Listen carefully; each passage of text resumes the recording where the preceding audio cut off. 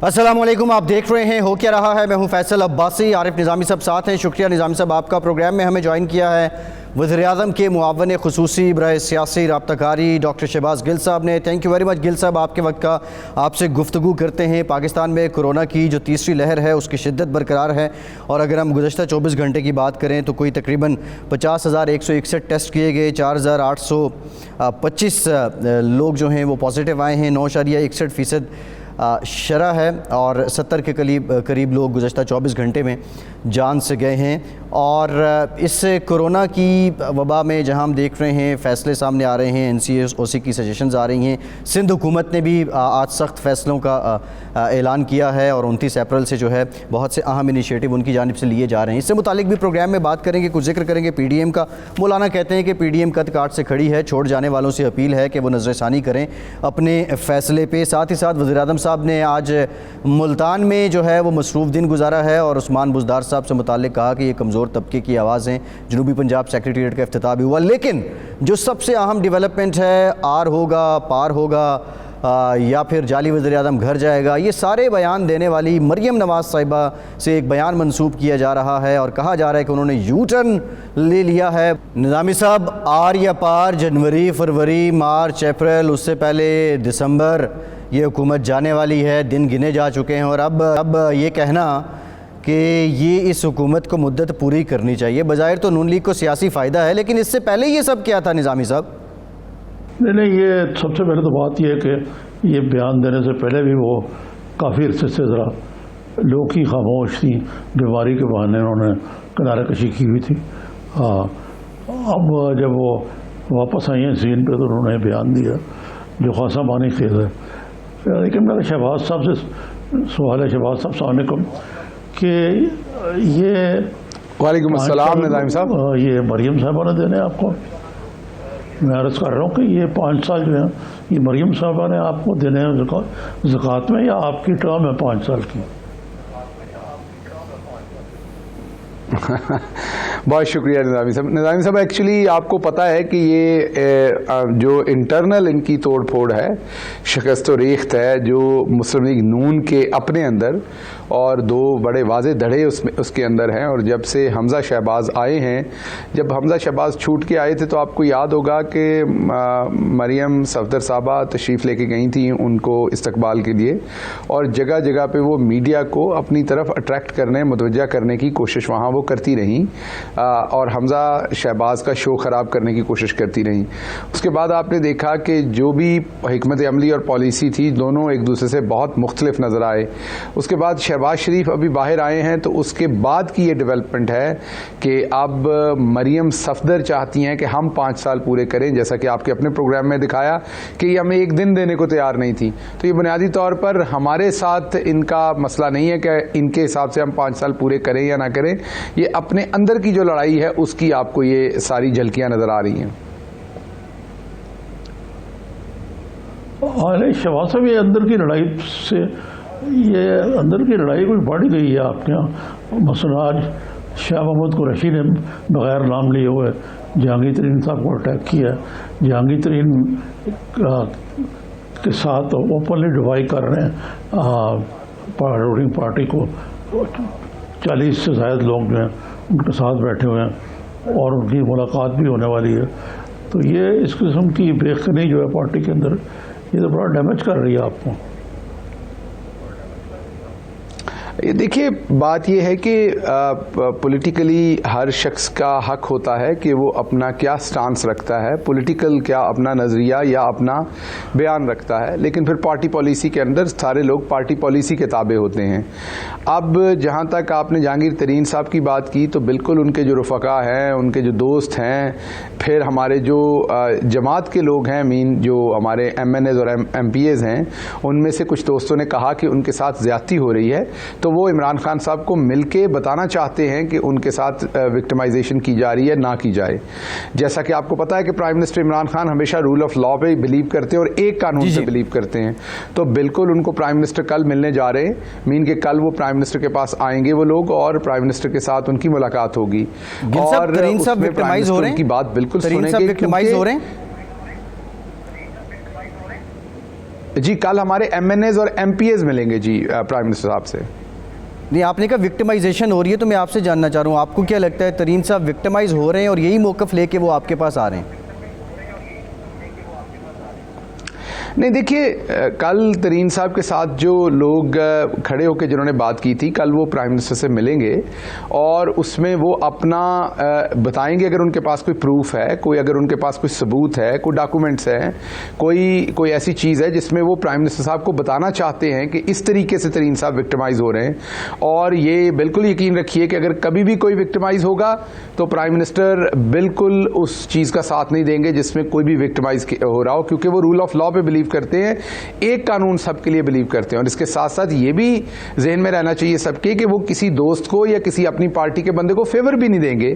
अगर एक चीज़ कानून के अंदर गलत है तो वो गलत है, वो मैं हूं, वो कोई और हो, तरीन साहब हो, अलीम खान साहब हो, कोई भी हो, जो कानून का दायरा है उसके अंदर सबको अपने अपने आप को सही तरीके से जस्टिफाई करना पड़ेगा। निज़ामी साहब।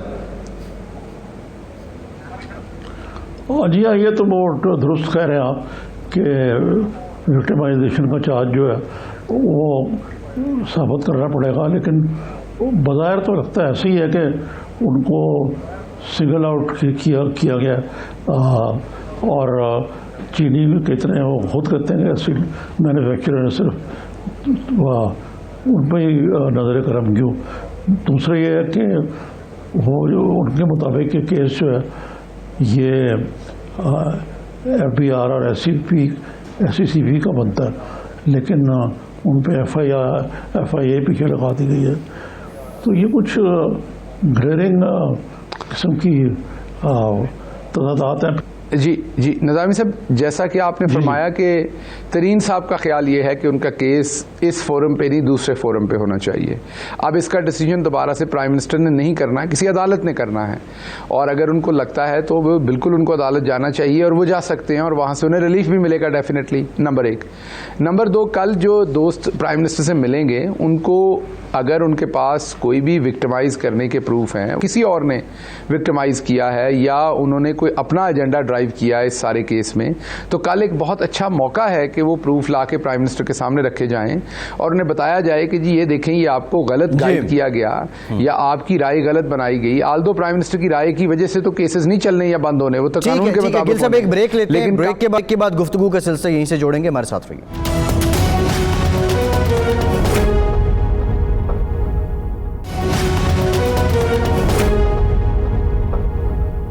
ब्रेक के बाद एक बार फिर से आपको खुशामदीद कहेंगे। गिल साहब, एक तो ब्रेक से पहले जो आप रिस्पॉन्ड कर रहे थे निज़ामी साहब के सवाल को, उसको जवाब दीजिएगा। दूसरा ये बता दीजिएगा, ये जो 40 के करीब लोग हैं बकौल जहांगीर तरीन साहब के, उनके साथ जो मेंबरान असम्बली हैं, ज़ाहिर है ये एक ग्रुप तो है, इनका एक प्रेशर भी है, PTI को हाउस इन ऑर्डर भी करना होगा। बट नून लीग से जब बात की जाती है, आज वज़ीर-ए-आज़म साहब ने कहा कि कमज़ोर और गरीब तबके की आवाज़ हैं बुज़दार साहब, तो नून लीग कहती है, उनके लोग कहते हैं कि हमारे लिए बुज़दार साहब बहुत सूटेबल हैं, अगले इलेक्शन में हमें बहुत मेहनत नहीं करनी पड़ेगी जिस तरह की उनकी कारकर्दगी है। और वो इस मौके का भी फ़ायदा नहीं उठा रहे जब 40 के करीब लोग एक तरफ हुए हैं। तो हाउ टू टैकल दैट, इस चीज़ को कैसे काबू करेंगे? जी देखिए, दो बातें इसमें देखने की हैं। जैसे तो पहले जो सवाल था उसके जवाब में ये है कि ये कल एक बड़ा अच्छा मौका है उन तमाम दोस्तों के पास जो ये एक्यूज़ कर रहे हैं कि विक्टिमाइज़ किया जा रहा है तरीन साहब को या किसी को, तो उनके पास जो भी सबूत हैं इस सिलसिले में, जो भी मंतक है, डॉक्यूमेंट है, वो ला के कल प्राइम मिनिस्टर के सामने रखेंगे तो बहुत ही आसानी हो जाएगी ये बात प्रूव करने में, समझने में कि अगर कोई विक्टिमाइजेशन हो रही है या नहीं हो रही। ये तो पहली बात हो गई। दूसरी बात जो आपने नून लीग की कही कि नून लीग हुकूमत गिराना चाहती है, नहीं गिराना चाहती, उस पर मैंने आपको बताया कि उसके असल मसाइल पाकिस्तान तहरीक इंसाफ की कोई पॉलिसी उसमें नहीं है, बल्कि असल मसाइल उनके हैं कि वो आपस में दोनों फैमिलीज़ बहुत बुरी तरह से लड़ रही हैं और उनके जो आपस के डिफरेंसेस हैं उसमें कोई एक कह रहा है 5 साल पूरे होने चाहिए, दूसरा कह रहा है ये हुकूमत हमने गिरानी है। तो ये पहले जब आपस में सेटल डाउन हो जाएंगे तो तब आपको इनकी पॉलिसी समझ आएगी। हमारी पॉलिसी बड़ी क्लियर है कि हमें अवाम ने मैंडेट दिया 5 साल का, प्राइम मिनिस्टर इमरान खान का एक मंशूर है, एक विजन है, उसके तहत पाकिस्तान तहरीक इंसाफ अवाम की खिदमत कर रही है। निज़ामी साहब। जी हाँ, ये तो बात आपकी ठीक है कि तो ये इससे फ़ायदा उठाते हुए आप कोई मुज़ाकरात का रास्ता क्यों नहीं खोलते हो अपोजिशन के साथ, ख़ास तौर पर जब वो कह रहे हैं कि 5 साल आप पूरे करें, तो ये तो बड़ा अच्छा मौका है, नाज़र मौका है कि ये कोई अंडरस्टैंडिंग हो जाए और ये ख़ास तौर पर जो लेजिस्लेशन और दूसरी चीज़ों पे बिल पास कर रहे हैं आपने, वो कुछ पार्लियामेंट के अंदर जो है सिलसिला जो है आगे चले। निज़ामी साहब देखिए, जो तो चंद बातें हैं जो लेजिस्लेशन से रिलेटेड हैं, जैसे बात है इलेक्ट्रॉनिक वोटिंग की है या कोई भी और ऐसा समाजी मसला है, कानूनी मसला है जिसमें पूरे समाज का मसला है, जिसमें पूरी हमारी सोसाइटी के मसाइल हैं, कानून साजी है, उन तमाम में पाकिस्तान तहरीक-ए-इंसाफ पहले भी इनको दावत देती रही है पार्लियामेंट के फ्लोर्स के ऊपर, अभी भी दावत देती है। अभी भी आपने देखा थोड़ी देर पहले हमारे स्पीकर इनको इंगेज कर रहे थे, तो ये तो चलता रहेगा, उसमें बैठ के बात की जा सकती, कानून साजी की जा सकती है। अकाउंटेबिलिटी जहां तक है वहां पर इनका ख्याल होगा कि अकाउंटेबिलिटी ना की जाए, हमारा है कि अकाउंटेबिलिटी की जाए। तो जब अकाउंटेबिलिटी आती है तो वहां इनके साथ हमारे कोई मज़ाकरात नहीं हो सकते। अब जब आपको ये पता है कि एक पार्टी जिससे आप बैठ के बातचीत करना कोई चाहे या बातचीत किसी को लगे कि करनी चाहिए इन दो पार्टीज को, तो जब ये बात बड़ी क्लियर है कि उसमें एक पार्टी ऐसी है जिन्होंने वाज़ेह तौर पर अकाउंटेबिलिटी यहाँ एक कंट्रडिक्शन है, यहाँ कोलोफेल का तजाद है, वो ये है कि अगर आपकी अपनी पार्टी के लोग ये एहतसाब को इंतकाम कहते हैं, आप उनसे बात करते हैं, लेकिन जब अपोजिशन कहती है इसको इंतकाम तो आप बात नहीं करते। ये कोलोफिल का तजाद है। मरियम नवाज़ साहिबा क्या पहले उन्होंने क्या कहा है और स्पेसिफिकली इसी कंटेक्स्ट में जो लोग आपकी जमात के आपकी क़यादत से नाराज़ हैं, ज़रा ये सुनिए। जितना बड़ा ग्रुप आपको नजर आया है तहरीक इंसाफ के MNAs का, MPs का, मैं ये आपको बता दूं कि ग्रुप उससे बहुत बड़ा है। ये बहुत पहले से हमारे साथ भी और दूसरी जमातों के साथ भी राब्ते में हैं। अब उनको हलकों में वापस जाना है, इलेक्शन अनाउंस होने दें, फिर आप तमाशा देखें, ये अपने हलकों में कैंपेन नहीं कर सकेंगे। बहाना तो जहांगीर तरीन ग्रुप का है, असल में बात ये है PTI के टिकट से इलेक्शन अब नहीं लड़ना चाहते। जी गिल साहब, एक तो ये बता दें और दूसरा ये एहतसाब के नाम पे कोलोफेल का तजाद क्यों?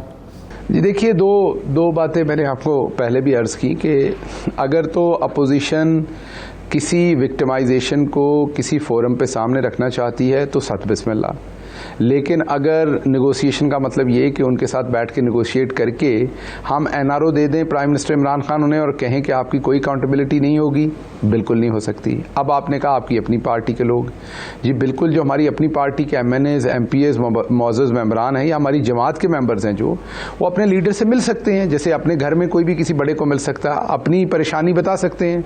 आपका एतराज़ और कंट्रडिक्शन तब आएगी जब प्राइम मिनिस्टर इमरान खान अगर 2 कानून बनाएंगे, अगर वो अपने लोगों को कहते हैं कि कोई और कानून बनाएं और अपोजिशन के लिए कोई और, तो फिर आप बिल्कुल दुरुस्त कह रहे होंगे, उस सूरत में ये कंट्रडिक्शन होगी। अगर वो कहें कि कानून सबके लिए बराबर है और सबको उसे फॉलो करना पड़ना है, तो वहां पर कोई कंट्रडिक्शन नहीं है। अच्छा शहबाज साहब, ये बताइए कि ये जो नाक़दीन है पार्टी के अंदर ही आपके, वो कहते हैं जी NRO तो आपने दे दिया इनको कि वो शहबाज शरीफ साहब रिहा हो गए, उससे पहले हमजा हो गए, अब इस वक्त सारी शरीफ फैमिली आज़ाद है, ख्वाजा साद रफ़ीक भी बाहर है, सिवाय मेरे ख्याल से ख्वाजा आसिफ के, और चीज़ा लीडरशिप तो उनकी वो बाहर है और दंदराती फिर रही है नाक़दीन के मुताबिक। तो NRO और क्या होता है? निज़ामी साहब, ये आपका बड़ा अच्छा सवाल है। इसको मैं इस तनाज़र में देखता हूँ कि देखिए, एक NRO होता है कि आप अकाउंटेबिलिटी को बंद कर देते हैं, आप हाथ मिला लेते हैं, आप कहते हैं कि you scratch my back, I scratch your back, इस पर कभी बात नहीं होगी। जब भी कभी अकाउंटेबिलिटी पे बात होगी तो आप एक दूसरे की मदद करते हैं, जिगजैग करते हैं, एक ये तरीका है। दूसरा तरीका ये है कि आप अपने टाइम पूरी कोशिश करते हैं उस अकाउंटेबिलिटी के ऊपर कि जो किसी ने पैसा खाया है, करप्शन की, उसका एहतसाब हो।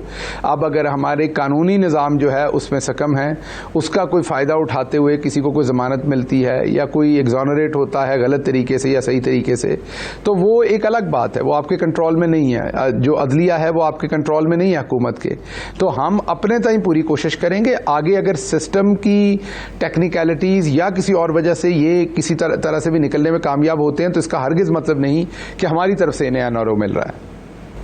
जी हाँ, लेकिन ये तासर तो मिलता है ना कि मसलन जो लाहौर हाई कोर्ट के एक फाजिल जज ने वापस दिया कि ये शहबाज शरीफ खिलाफ तो ये कोई टीटीज और मनी लॉन्ड्रिंग का तो कोई ऐसे नहीं बनता कोई, तो उनको क्यों इतनी देर से आपने अंदर रखा हुआ है? तो ये रवाब जो है आगे जाके उनमें काम आएंगे। ये तो ठीक कह रहे हैं आप कि ज़मानत हुई है, बरी तो नहीं हुए। तो बहरहाल ये एक सिचुएशन तो बन गई है ना इस तरह की। देखिए निज़ामी साहब, वो तो अगर दूसरे जज साहब का डिटेल्ड फैसला पढ़ें तो उससे तो लगता है कि अगले 500 साल शहबाज शरीफ साहब की ज़मानत नहीं होगी। तो वो तो फिर मोअज़्ज़ज़ जज साहबान जो हैं वो अपना लीगल माइंड अप्लाई करते हैं, अपनी जस्टिफिकेशंस कानून की उनके पास होती हैं। लेकिन जब आप जस्टिस गराल का अगर मुकदमा पढ़ते हैं तो उसमें तो वाज़ेह होता है कि शहबाज शरीफ जो हैं वो बहुत सारे ये जो जराइम कहे गए हैं उनमें डायरेक्टली और इनडायरेक्टली ज़िम्मेदार हैं, और वो किसी किस्म की अपनी जस्टिफिकेशन देने में नाकाम रहे हैं, किसी किस्म का सबूत देने में नाकाम रहे हैं। अच्छा, तो ये सारी सूरत हाल जो है इसमें पीटीआई जो है अपने 25 साल बना रही है बड़े ज़ोर शोर से। इमरान खान साहब ने आज गिनवाया कि जी सरप्लस, करंट अकाउंट सरप्लस और जो स्कीम्स हैं उनकी ऑनगोइंग, ये तो बातें अपनी जगह पे, लेकिन जो आम आदमी की हालत है उसका हुक्मरानों को कुछ पता भी है कि नहीं है कि जो हालात ज़मीनी हैं वो बड़े ख़राब हैं इकॉनमी के और गवर्नेंस के।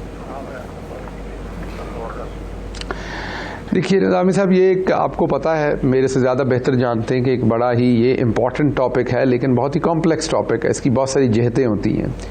पहली जहत तो इसकी ये है कि इकॉनमी किसी भी मुल्क की बुरी 1 साल 2 साल में नहीं होती, 3 साल में नहीं होती। आप लगातार गलत फैसले करते हैं, लगातार आप करप्शन होती है, माली बदनवानी होती है, मिस गवर्नेंस होती है, बुरी पॉलिसीज़ होती हैं, ज़ाती फ़ायदा उठाने के लिए, लूट मार करने के लिए आप पॉलिसीज़ बनाते हैं, तो तब जाकर मुल्क जो है वो उसकी इकॉनमी बिल्कुल तबाह होती है। हमारी इकॉनमी भी तबाह करने में अशरे लगे हैं, साल या 2 साल नहीं लगे। अब वो जो अशरों की बुरी पॉलिसीज़ हैं उसका हर 5 साल बाद जब नई कोई हुकूमत आती है तो आने वाली हुकूमत के लिए मुश्किलात होती हैं और वो मज़ीद महंगाई करके आवाम के ऊपर शिफ्ट कर दी जाती है। मसलन मेरी अपनी बहुत ही जो थोड़ा सा माजी करीब में आप चले जाएं तो आपका डॉलर जो है वो 40, 50, 60 रुपए के ऊपर होता था। बहुत ही कोई मैं 50 साल, 40 साल, 30 साल पुरानी बात नहीं कर रहा, ये 10, 15, 20 साल पुरानी 2 अशरों के अंदर अंदर की बात कर रहा हूं आपको। अब अगर 40 रुपए से लेकर डॉलर जो है वो आपका 160 या 150 पे आ गया है तो आप खुद ही देख लें ये कितने गुना जो है वो आपकी जो है वो करेंसी नीचे गई है और उससे कितनी इन्फ्लेशन आई है। तो गुर्बत के हालात तो होने हैं, लेकिन उसके बावजूद क्योंकि ये हुकूमत गरीबों का सोचती है, प्राइम मिनिस्टर इमरान खान की क़यादत में, आप अगर कोई भी हमारा प्रोग्राम उठा के देख लें तो वो गरीबों के लिए है। करंट अकाउंट खसारा कम किया, लार्ज मैन्युफैक्चरिंग सेक्टर आज बेहतर चल रहा है। आपकी गाड़ियां हों, मोटरसाइकिल हों, ट्रैक्टर हों, उन सब की मैन्युफैक्चरिंग रिकॉर्ड है पिछले 30 साल की निस्बत। आपकी एक्सपोर्ट हो वो पिछले 10 साल में रिकॉर्ड, अभी मार्च का महीना रिकॉर्ड था, पूरे 10 सालों में सबसे ज़्यादा एक्सपोर्ट मार्च के महीने में हुई है। आपका टेक्सटाइल सेक्टर बूम कर रहा है। आपका एहसास प्रोग्राम जो है वो तकरीबन 2.25 करोड़ जो घराने हैं उनको एंटरटेन कर रहा है, उनको कुछ ना कुछ दे रहा है फाइनेंशियल मद में। उसी के साथ साथ अगर आप देखें तो पहला रमज़ान है बहुत मुद्दत के बाद जिसमें कीमतें ऊपर जाने की बजाय कीमतें नीचे आई हैं। आज आपको 20 रुपए किलो टमाटर, कल मैं मुल्तान में था तो मैंने 20 रुपए किलो टमाटर कहे तो एक सहाफ़ी ने मुझे करेक्ट किया कि 20 रुपए नहीं है, मुल्तान में 16 रुपए किलो टमाटर बिक रहे हैं। तो कहने का मतलब ये कि चीजें सब खराब नहीं है। लीमू किस तरह किलो है गिल साहब? गए थे उन्हें करेक्ट कर रहे हैं, कुछ चीजें ऑलरेडी अल्लाह का शुक्र है बेहतर कर ली गई हैं। जी लीमू नेचुरली क्योंकि स्कंजमीन में यूज होते हैं उसकी डिमांड ज्यादा होती है। आप अगर एक सेकंड रुकिएगा, मैं आपके लिए भी और आवाम के लिए भी ये बात समझ में आपको आए कि अब से 1 महीना पहले लीमू की प्राइस देख लें और अब की देख लें।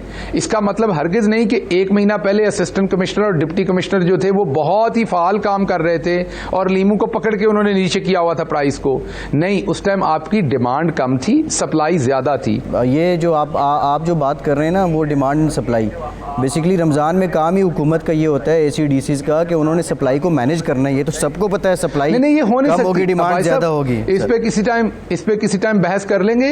ये ह्यूमनली पॉसिबल नहीं है। हमारी आबादी ज़्यादा है, हमारी ओवर द ईयर्स, किसी दिन दोबारा निज़ामी साहब के साथ और आपके साथ बैठ के बात करेंगे। हमारी बदकिस्मती से कोल्ड स्टोरेज चेन, हमारी जो पूरी की पूरी सप्लाई चेन है, उस पर प्राइवेट सेक्टर ने उस तरह से, हुकूमतों ने उनसे इन्वेस्टमेंट नहीं कराई। हमारे 3 रुपए किलो टमाटर भी बिकते हैं साल के अंदर, जो बिके हैं थोड़े महीने पहले, और 200 भी बिकते हैं। बिल्कुल ठीक कह रहे हैं, बिल्कुल ठीक कह रहे हैं। अभी 2 महीने पहले, बिल्कुल ठीक तो कह रहे हैं। हमारी वो किसी भी मैनेजमेंट से वो ठीक नहीं की जा सकती। वो सप्लाई चेन को पूरे का पूरा इन्वेस्टमेंट और रीशेप करना पड़ना, जिसमें सालों लगने हैं, बिल्कुल डेकेड्स लगने हैं। को साल, 2 साल, 4 साल, 5 साल का काम नहीं है। हमें अपनी सप्लाई चेन दोबारा उसको जदीद खतूत के ऊपर लाना पड़ना है। Sir thank you very much. Shahbaz Gill साहब बहुत शुक्रिया, आपके वक्त का सालों लगने हैं, दहाइयाँ लग, वो याद आ गया कौन जीता है तेरी जुल्फ के सर होने तक। एक ब्रेक लेते हैं और ब्रेक के बाद देखते हैं पीपल्स पार्टी PDM की कश्ती में है या नहीं है। हमारे साथ रहिए।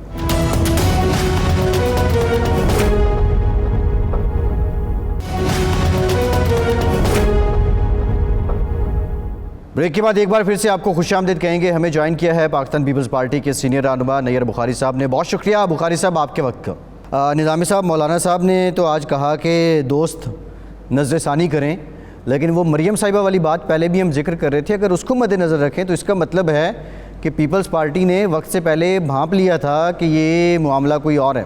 निज़ामी साहब।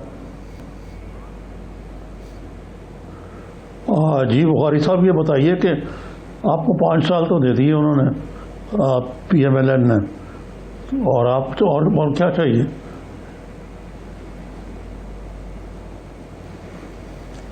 शुक्रिया निज़ामी साहब। गुजारिश ये है कि PDM का जो इशू था, पर्टिकुलरली शो काज नोटिस देना, और फिर ये सारे मामलात क्रॉप अप हो गए, और फिर कल जो मरियम नवाज साहिबा का जो इंटरव्यू है कैटेगोरिकली, जिसमें उन्होंने इस गवर्नमेंट को कहा कि ये 5 साल कंटिन्यू करे, तो मैं समझता हूँ कि पीपल्स पार्टी समझती थी कि इनकी इंटेंशन ही नहीं थी इस हुकूमत को रिमूव करने के लिए। उनकी इंटेंशन ही नहीं थी कि लॉन्ग मार्च हो और इस हुकूमत पे पब्लिक प्रेशर बढ़े और वो इस हुकूमत से क्विट करके चले जाएं। और पीपल्स पार्टी ने उस वक्त तैयारी भी की थी। ये खाली हमें पाकिस्तान पीपल्स पार्टी को कॉर्नर करने की कोशिश करते रहे, ये प्रेशराइज करते रहे कि आप रेजिग्नेशंस करें। पीपल्स पार्टी ने कैटेगोरिकली सेनेट के इलेक्शन से पहले भी कहा रेजिग्नेशन कोई सोल्यूशन नहीं है, इलेक्टोरल कॉलेज ख़त्म नहीं होता, उसके बेटर रिजल्ट्स आए, और बल्कि अपर हाउस में ट्रेजरी बेंचेस को 2/3 मेजॉरिटी नहीं लेनी दी हमने, और वो भी पाकिस्तान पीपल्स पार्टी की पॉलिसी की वजह से। और आज भी इन्होंने मीटिंग की PDM की, पीपल्स पार्टी को उन्होंने इग्नोर किया। पहले भी इन्होंने स्टीयरिंग कमेटी की मीटिंग की, इन्होंने इग्नोर किया। तो इनकी जो इंटेंशन नज़र आती है, जो सब्सिक्वेंटली आज आया हो चुकी है, कि ये तो इस इशू पे सीरियस ही नहीं थे कि इस हुकूमत से निजात हासिल की जाए। और मैं समझता हूँ कि जब 20 सितंबर को जो चार्टर और एक्शन प्लान साइन हुआ, उस वक्त भी हमने रजिस्ट किया था कि रेजिग्नेशन इज़ नो सोल्यूशन। तो उन्होंने कहा जी रेजिग्नेशन तो देने नहीं है ना, ये हमें लिखने से क्या हर्ज पड़ता है। तो उस वक्त भी ये कहा गया कि अच्छा जी ऐड कर लेते हैं कि ये ऑप्शन भी इस्तेमाल किया जा सकता है। तो अब उनकी इंटेंशंस तो बड़ी क्लियर आ चुकी हैं मौलाना साहब की और नून की, और ये तो खाली अपोजिशन के साथ प्ले अप करते रहे। बुखारी साहब,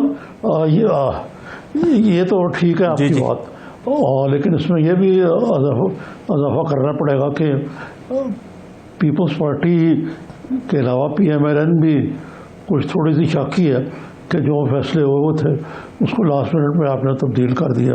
मसलन के मुताबिक रेजिग्नेशन का मामला जो है इसके ऊपर, और फिर जिस अंदाज से नो कॉन्फिडेंस के मामले को एक तरफा तौर पर आगे बढ़ाया गया। और कल जब सेनेटरी कमेटियाँ चुनने का मौका आया तो PMLN के 2 मुसद्दिक मलिक साहब और एक और जो सेनेटर हैं वो बाहर बैठे रहे, उनको आपने बुलाया ही नहीं। तो ये तो अमली तौर पे तो आप लोगों की ये अलहदगी तो हो चुकी हुई है। नहीं, अगर कहा जाए कि PDM practically is dead and buried, तो ये दुरुस्ती होगा। निज़ामी साहब, गुजारिश मैं करूं आपसे कि जो उन्होंने कहा कि रेजिग्नेशंस के हवाले से, और आप इसको देख लें कि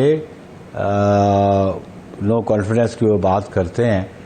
जब ये 8 मार्च को इजलास हुआ और उससे पहले जब ये इजलास हुआ जिसमें हमने डेट दी लॉन्ग मार्च की, तो वो 26 मार्च दी गई थी और उस मीटिंग में सारे लीडर जो सरबराही इजलास था सारी लीडरशिप मौजूद थी। वहाँ पे ये कोई कंडीशन नहीं थी लॉन्ग मार्च के लिए कि लॉन्ग मार्च के इख्तिताम पे या इस्लामाबाद पहुँच के पॉलिटिकल पार्टीज रेजिग्नेशन टेंडर करें। ये सब्सिक्वेंटली जब 16 मार्च को मीटिंग हुई तो उस मीटिंग में इन्होंने, जब चेयरमैन बिलावली भी मौजूद थे, मैं भी मौजूद था और हमारी क़यादत और भी मौजूद थी, तो उस वक्त उन्होंने कहा कि जी ये लॉन्ग मार्च इफेक्टिव तब हो सकता है कि हम इस्लामाबाद पहुंच के रेजिग्नेशन टेंडर कर दें। लेकिन ये मैं अर्ज़ कर दूं कि 2 दिन कबल मरियम नवाज साहिबा ने भी और मौलाना साहब ने भी मीडिया में कहा कि जनाब लॉन्ग मार्च इफेक्टिव तब होगा कि जब हम रेजिग्नेशन दें। तो ये बुनियादी बात यह है कि हमारे डिसीजन जो है कंसेंसस से होने थे। उनके पास क्या राइट था, क्या इख्तियार था कि 16 मार्च की मीटिंग से पहले अनाउंस करना कि हम रेजिग्नेशंस देंगे? ये इख्तियार तो पीडीएम की क़यादत ने उनको कतल नहीं दिया था। उन्होंने आपस में दोनों जमातों ने मिलकर ये फैसला कर लिया जिसके हम पाबंद नहीं थे। हम हर उस फैसले के पाबंद हैं जो कंसेंसस से पीडीएम की क़यादत करती थी। लेकिन वो अपने फैसले मुसल्लत करना चाहते थे और हमने ये भी कहा कि जी नो कॉन्फिडेंस जो है वो सीक्वेंस में लॉन्ग मार्च के बाद सीक्वेंस में वो आ रहा है और उसके बाद लास्ट ऑप्शन हमारी रेजिग्नेशन की थी। जो पहले सीक्वेंस में जो अमल करना था उस पर तो वो पीडीएम के जो ये सरबराह हैं और नून लीग वाले ये तो पेशरफ्त नहीं करना चाहते थे। पीपल्स पार्टी तो उस पर अब मुतफिक थी, लेकिन उनका अपना एटीट्यूड ऐसा था कि वो गालिबन उनकी इंटेंशन ही नहीं थी हुकूमत से जान छुड़ाने की, इसलिए उन्होंने बाय डिज़ाइन ये फ्रिक्शन डाली पीडीएम में। जी बुखारी साहब, मौलाना ने आज जो अपील की है कि फैसले पे नज़रसानी करें, तो क्या पीपल्स पार्टी दोबारा गुत्थम गुत्था वीडियो रिस्पेक्ट बगलगीर हो सकती है पीडीएम के साथ? देखिए जी, मौलाना ने वो कंडीशनल बात की है, आप उसको आउट ऑफ कंटेक्स्ट ना देखें। उसको कहा अच्छा जी वो नज़रसानी कर रहे हैं और गलती का एतराफ़ करें। पाकिस्तान पीपल्स पार्टी ने कोई गलती नहीं की। पहली बुनियादी बात तो ये है कि पाकिस्तान पीपल्स पार्टी की सीईसी ने यह फैसला किया था 11 अप्रैल को कराची में कि जी ये किस कैपेसिटी में शो कॉज नोटिस शायद खकान अब्बासी ने दिया। पाकिस्तान पीपल्स पार्टी किसी की मतहत सियासी जमात है या हमारी क़यादत किसी की मतहत है? ये तो सरकारी मुलाजमतों में शो कॉज नोटिस होते हैं। जो पॉलिटिकल प्रोसेस में अगर कोई डिफरेंस ऑफ ओपिनियन आता है तो बाय नेगोशिएशन इसको रिजॉल्व किया जाता है। तो इन्होंने वो तो रास्ता इख्तियार नहीं किया, बल्कि मैं सबसे बड़ी जिम्मेदारी मौलाना साहब की समझता हूँ कि जब ये डिफरेंस ऑफ ओपिनियन होगा लीडर ऑफ अपोजिशन पे हुआ, इस पर मौलाना साहब को अपना किरदार अदा करके इसको रिजॉल्व करना चाहिए था। बैठ के बात हो सकती थी और ये रिजॉल्व हो सकता था। लेकिन आज उनका ये कि जी नज़रसानी करें और फिर जी वो गलती का एतराफ़ करें, तो पाकिस्तान पीपल्स पार्टी ने कोई गलती नहीं की है और हम क्यों गलती का एतराफ़ करें। हमने ये ज़रूर मुतालबा किया था कि ये अपॉलॉजी टेंडर करें शो कॉज नोटिस देने पे और फिर आगे पेशरफ्त हो सकती है और बात हो सकती है। निज़ामी साहब। हाँ, बुखारी साहब ये कि मौलाना की गेम क्या नज़र आती है? एक तरफ तो बड़ी हार्डलाइन ले रहे हैं वो, और पहले लग रहा था कि आपके साथ उनकी ज़्यादा याद अल्लाह और पीपल्स पार्टी PMLN पर जोर दे रही है कि ऐसी ऐसी पॉलिसी हम अपनाएं। कोई मुशावरत बड़ी अच्छी थी। बिलावल और मोहतरमा मरियम नवाज के बड़े अच्छे तल्लुकात थे जिसका मोहतरमा ने आज बिलावास्ता तौर पर एतराफ़ भी किया। तो अचानक मौलाना जो है वो बजाय कि वो कोई आर्बिट्रेटर का रोल अदा करते वो जानबदार हो गए। इसकी क्या वजह है, क्या गेम है? देखिए जी, मैं समझता हूँ कि Pakistan peoples party genuine opposition है इस हुकूमत की। अगर बाकी खाली टॉल क्लेम्स करें तो मैं उसके बारे में कुछ नहीं कह सकता, लेकिन बाय कंडक्ट आपको प्रूव करना होगा कि आप अपोजिशन हैं। और पाकिस्तान पीपल्स पार्टी ने बाय कंडक्ट प्रूव किया। अब उनका कंडक्ट आवाम के सामने है, वो आवाम डिसाइड कर सकती है कि जेन्युइन अपोजिशन कौन है और कौन अपोजिशन का रोल अदा करना चाहता है। दूसरी बात आपने मुझसे वो की, वो स्टैंडिंग कमेटीज़ के हवाले से देखें कि notified leader of opposition Yusuf Gilani साहब हैं और लीडर ऑफ अपोजिशन और लीडर ऑफ हाउस बैठ के ये तय करते हैं कमेटीज़ की। और एक बात मैं आपको ये भी अर्ज़ कर दूंगा, कमेटीज़ के हवाले से सेनेट के रूल्स अमेंडमेंट हो गए थे 2012 में, और उस पर जो on the basis of strength किसी भी पॉलिटिकल पार्टी को वो स्टैंडिंग कमेटीज़ की चेयरमैनशिप मिलती है, और वो प्रॉबेबली इट इज़ अराउंड 3 पे एक कमेटी जो है वो मिलती है। तो उस पर बियॉन्ड दैट रूल्स को वायलेट करके हम ज़्यादा नहीं ले सकते, ट्रेजरी बेंचेस कर सकती, या अपोजिशन की दीगर जो पॉलिटिकल पार्टीज वहाँ सेनेट में मौजूद है उनको अपनी रिप्रेजेंटेशन के मुताबिक प्रोपोर्शनलिटी उनको मिलेंगी। जी ठीक है बुखारी साहब, ये जो आपने अभी जिक्र किया एक तनासुब है, ठीक है, लेकिन हमने देखा बड़े एपिसोड हुए, यूसुफ रज़ा गिलानी साहब जीते, फिर उसके बाद से देखा दरारें बनना शुरू हो गई। अब पीपल्स पार्टी की स्ट्रेटजी क्या है? पार्लियामान में तो आप अपोजिशन कर रहे हैं, सिंध में आप हुकूमत भी कर रहे हैं, लेकिन ये जो मुज़ामत थी, ये जो ललकार थी, जिस तरह बिलावल साहब हुकूमती पॉलिसियों पे तनकीद करते थे, अब अपनी कैपेसिटी में पीपल्स पार्टी निकलेगी, सड़कों पे एहतजाज करेगी, और क्या पंजाब में या इस्लामाबाद पे कोई पीपल्स पार्टी इम्पैक्ट डाल सकती है? देखिए जी, हमारा मौक़िफ़ आज भी वही है कि मौजूदा हुक्मरान जो हैं वो डिलीवर नहीं कर पाए, ये सारी लिप सर्विस कर रहे हैं, आवाम बिलबला उठी है, और अब जो जो जो जो इन्फ्लेशन का जो रेट चला गया है उसको आप देख रहे हैं, गरीब पिस गया है और उसकी बाइंग कैपेसिटी नहीं रही है, क़ुव्वत ख़रीद नहीं रही है, और बुनियादी हमारा जो जो खुराक बुनियादी चीज़ है वो हमारी गंदम है, आटा है, वो तो लोगों को दस्तयाब नहीं है, और क्लेम करते हैं कि जी हमने इकॉनमी बड़ी दुरुस्त कर दी है, और फिर सारा मलबा साबका हुकूमतों पे डालते हैं कि फ़लाँ हुकूमत, ये इन अदर वर्ड्स अभी वो कहते हैं जी हमारे पास अगर अगले 5 साल हों तो फिर हम इकॉनमी भी ठीक करेंगे, हम डिलीवर भी कर पाएंगे। तो ये तो आवाम तो किसी को इख्तियार 5 साल के लिए देता है अगर इंतखाबात होते हैं, और उससे कबल आवाम अगर चाहें तो वो थ्रू एजुटेशनल पॉलिटिक्स और बाय नो कॉन्फिडेंस उसको रिमूव भी कर सकते हैं। ठीक ठीक, बहुत शुक्रिया सैयद नैयर हुसैन बुखारी साहब, आपके वक्त का आप मौजूद थे, पीपल्स पार्टी का मौक़िफ़ दे रहे थे। निज़ामी साहब, एक और मामला जो हम SOPs के मामले को लेके, अब वफाकी हुकूमत एंड देन सूबाई हुकूमतें, और जो मुआवनत के लिए अब तलब किया गया है फ़ौज को, आज DG ISPR major general Babar Iftikhar साहब ने इससे मुतालिक ब्रीफिंग भी दी है। निज़ामी साहब, फ़ौज आएगी, कोशिश करेगी लोगों को मोटिवेट करे, SOPs पे अमल दरामद करें, मास्क पहने, बट अगेन अव्वलीन ज़िम्मेदारी इंडिविजुअल्स की, इनफरादी तौर पे लोगों की है, एंड देन गवर्नमेंट की है। और ये जो इंटेंसिटी इस वक्त है इस थर्ड वेव की, ये हालात किस तरफ जाते दिखाई दे रहे हैं आपको? देखें, दरअसल ये जो कोविड की हैंडलिंग है, ये गवर्नमेंट की मिस हैंडलिंग का एक मजमूआ है। मसलन सबसे पहले तो ये बहस चलती रही मरकज़ के दरमियान और सूबे बिलखुसूस सिंध कि जी खान साहब उसमें कहने लगे मैं तो लॉकडाउन में बिलीव ही नहीं करता, स्मार्ट लॉकडाउन होगा और अल्ट्रा स्मार्ट लॉकडाउन होगा, जिसकी कोई समझ नहीं आई लोगों को। तो जब प्राइम मिनिस्टर एक मुल्क का कहेगा मैं लॉकडाउन में बिलीव नहीं करता, तो आम आदमी क्यों कर करें? शुरू में तो मास्क भी नहीं पहनते थे, चले बहरहाल वो मरला गुजरा और SOPs वगैरह। फिर हमें ये हो गया जोम कि हमने बड़े अच्छे तरीके से हैंडल किया, और ओपनिंग अप भी हो गई जो थोड़ी बहुत बंद था। तो फिर तीसरा मरला जो आया उस वक्त जबकि ये इसकी रिसर्जेंस हुई है, यानी जो आपने इसको दूसरा हमला का कोविड का दूसरा या तीसरा, जो अब इस मामले में भी कोई हैंडलिंग सही नहीं हुई।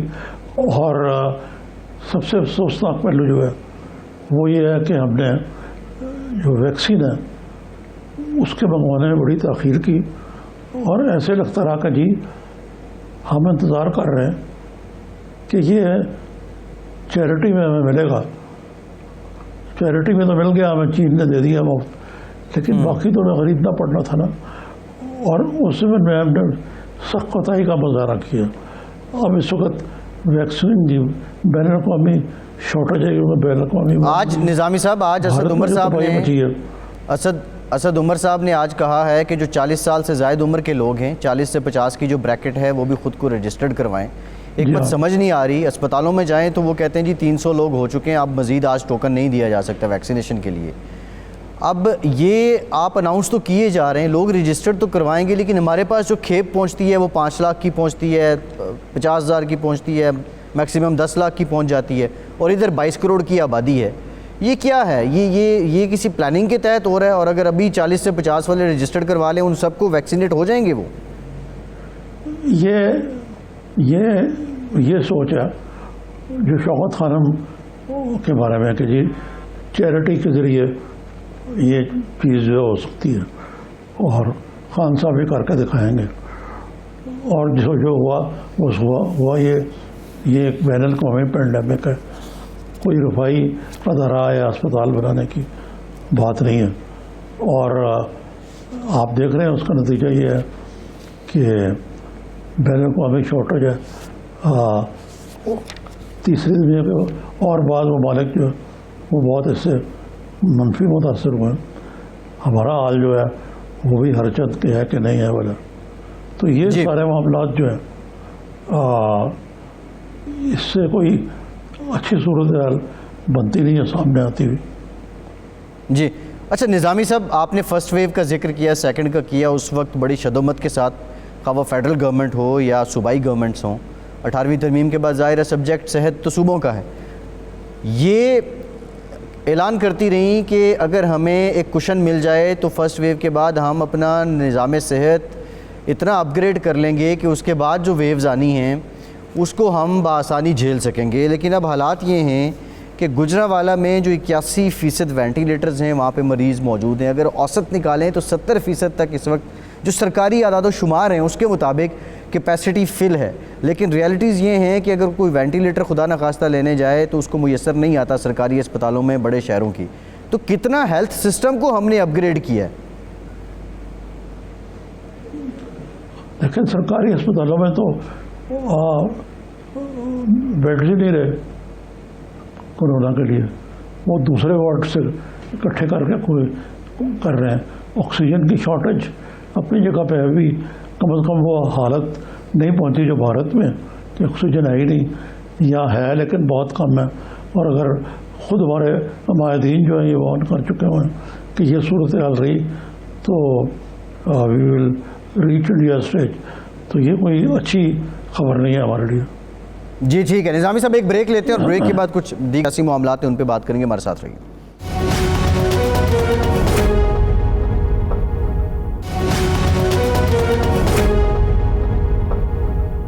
ब्रेक के बाद एक बार फिर से आपको खुशामदीद कहेंगे। पीडीएम का कुछ जिक्र कर ले। एक बयान जो मरियम नवाज़ साहिबा से मंसूब हुआ कि हुकूमत को अपनी मुद्दत पूरी करनी चाहिए। फिर वो जो नारे थे जाली हुकूमत के, फिर ये आर या पार के नारे थे, पीडीएम की तहरीक थी, हुकूमत को घर भेजने की बातें थीं। क्या वो महज सियासत थी? और पीपल्स पार्टी और एएनपी के मंसूबों की बात करें तो क्या पहले से भांप लिया था कि यहाँ पे कुछ ज़ाती एजेंडे जो हैं वो ज़्यादा हैं, इसलिए शायद उन्होंने अपनी राहें जुदा की? बहरहाल निज़ामी साहब, मौलाना फजलुर रहमान ने आज कहा है कि जो साथी अलहदा हुए हैं उनसे अपने फ़ैसले पे नज़रसानी की अपील है और पीडीएम अपने कदो काट के साथ खड़ी है। अब ये जो पीडीएम को अगर हम टाइमलाइन पे रखें तो इस पे जो पर्सनल स्टेक्स थे उसके लिए हो सकता है कि ये एक दूसरे को इस्तेमाल कर रहे थे। लेकिन मौलाना अब कैसे अवाम का एतमाद हासिल कर सकेंगे? और ये जो एक पुरजे हो चुकी है पीडीएम, इसको दोबारा से जोड़ पाएंगे? वो खैर पुरजे तो नहीं हुई, लेकिन बहरहाल ये दराड़ है पीपल्स पार्टी और पीएमएलएन के दरमियान। और ये जो ये गलती की है मौलाना ने। सबसे पहले तो मौलाना को तहरीरी जवाब तलबी की इजाज़त नहीं देनी थी शायद खान अब्बासी को, क्योंकि शायद खान अब्बासी भी उनका तशख़्ख़ुस तो पीएमएलएन है जी, और वो किस हैसियत में जवाब तलबी कर सकते हैं किसी एक और सियासी जमात की, क्योंकि अलायंस है। तो ज़ाहिर है कि इसका बहुत ख़राब रिएक्शन हुआ है और अभी तक कोई अब्बासी साहब ने कोई क्लैरिफाई भी नहीं किया, कोई माफ़ी तलाफ़ी की भी कोई बीच में नहीं पड़ा। तो बल्कि जो स्पीकर के साथ मामला हुआ उसमें मामले में भी उन्होंने साफ इनकार कर दिए कि किसी का आगे झुकते नहीं। तो ये मामला तो ज़रा थोड़ा सा फ़िलहाल तो ख़राब लगता है और माहौल मुकद्दर ही है PDM के अंदर। अच्छा निज़ामी साहब, अब जिस तरह PDM अगर अनफोल्ड हो रही है, चलें हम इसको नहीं कह सकते कि ये पारा पारा हुई है, लेकिन जो अनफोल्ड हो रहे हैं जमातों के अपने स्टेक्स, उसको मद्देनज़र रखते हुए तो हम क्या कह सकते हैं कि ANP और पीपल्स पार्टी इस बात को भांप गए थे कि अगर नून लीग या मौलाना इस्तीफ़ों के लिए इतने संजीदा हैं तो उनकी स्ट्रेंथ ज़्यादा है इन दोनों जमातों से और वो इस्तीफ़े खुद दे के बड़ा डेंट डाल सकते हैं। तो इस्तीफ़े जस्ट एक टूल था पीपल्स पार्टी या ANP को यूज़ करने का? जी हाँ, वो क्यों कर इस्तीफ़ा देंगे अकेले? वो ये तो सारे स्टंट है ना, ये बातें करने की, इस्तीफ़ा देने की। ये पीपल्स पार्टी के कंधे पर रख के बंदूक चला रहे थे। और ज़ाहिर है पीपल्स पार्टी के लिए और भी मुश्किल है, क्योंकि PMLN के पास तो सीटें खाली ना, लेकिन वो तो वहाँ इंतज़ार में बैठे हुए हैं, तो वो क्यों कर रिज़ाइन करेंगे? तो लेकिन सबसे बड़ी बात यह है कि मरियम साहबा ने जो बात कही है वो तो इमरान खान साहब को भी बीट कर गई है, जिनके बारे में कहा जाता है कि वो U-टर्न के माहिर हैं। और वो ये भी कहते हैं खुद के U-टर्न लेना कोई बुरी बात नहीं है सियासत में, कि अगर पोजीशन चेंज करनी तो चेंज कर ली। तो अब वो उनकी बहुत आगे इससे अभी शेख रशीद से उनकी हाल ही में वो पुरानी कोई क्लिप है वो मारी हुई है, वो सारी सोशल मीडिया पर चल रही है। तो ये तो चीज़ें हैं अपनी जगह पे, लेकिन मरियम साहबा का ये कहना कि हम 5 साल की मदद पूरी करनी चाहिए जी PTI को, तो इसका मतलब है कि फिर ये पापड़ क्यों बेल रही थी आप? अच्छा निज़ामी साहब, नून लीग के कैंप में अगर हम देखें तो एक कामनेस है। शहबाज शरीफ साहब बाहर आ गए, हमजा शहबाज साहब बाहर आ गए, जो मामूल की एक्टिविटी है अपोजिशन लीडर की, ट्वीट भी उन्होंने दाग दिया, कोविड को लेके लोगों से मुलाकात, टेलीफोन पर रब्ते भी कर रहे हैं, और मरियम साहिबा भी उनके इस्तकबाल के लिए गई हैं। तो ये कोई पॉलिसी शिफ्ट आ चुका है नून लीग का, और अगर आ गया है तो ये किसी समझौते की बुनियाद पे आया है या फिर ये इनकी स्ट्रेटजी है focusing coming election? Policy shift तो यकीनन नज़र आता है, और वो पहले की वाली गर्मजोशी नहीं रही है हुकूमत और मुक़्तदर अदारों को तख्ता मश्क बनाने की मियाँ साहब की तरफ से, और ख़ास तौर पर उनकी बेटी की तरफ से। तो अब ये पॉलिसी शिफ्ट है या टैक्टिकल शिफ्ट है ये नहीं कहा जा सकता, लेकिन इस वक्त तो मियाँ शहबाज शरीफ का नैरेटिव जो है वो ज़्यादा इम्पोर्टेंट हो गया। लेकिन ये नैरेटिव का ये मतलब नहीं कि शहबाज शरीफ साहब कोई हक में है, वो सिर्फ ये कहते हैं कि मुज़ाकरात के ज़रिए और पुरअमन तरीके से और बातचीत के ज़रिए ये मामलात आगे चल सकते हैं, और ये महाजराई की जो सियासत है ये PMLN के लिए मुवाफ़िक साबित नहीं होगी, क्योंकि माजी में कभी नाकाम रही है PMLN एजिटेशन की पॉलिटिक्स। जी ठीक है निज़ामी साहब, प्रोग्राम का वक्त खत्म हो गया, बहुत शुक्रिया आपका, आज के प्रोग्राम से ही इजाज़त दीजिए।